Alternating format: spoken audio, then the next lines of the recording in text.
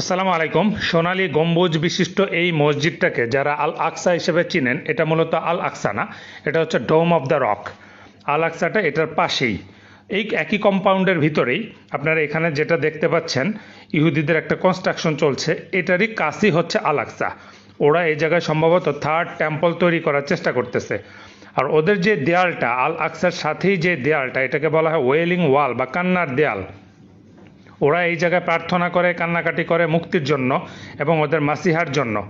তো ওরা সারা বিশ্বে অলরেডি রাজত্ব কায়েম করে ফেলছে, তারপরেও কেন কান্নাকাটি করে, কেন প্রার্থনা করে, কেন মুক্তি চায়?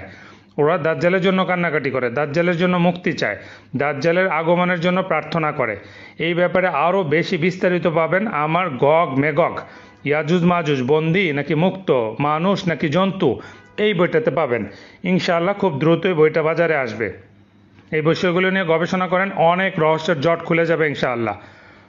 অচিরেই দাজ্জাল আসতেছে এবং তারা পুরা প্রস্তুতি নিয়ে নিছে। আমেরিকার বিভিন্ন জায়গায় লেখা আছে মাসিয়াই ঝেয়ার, আমাদেরকেও সতর্ক হতে হবে।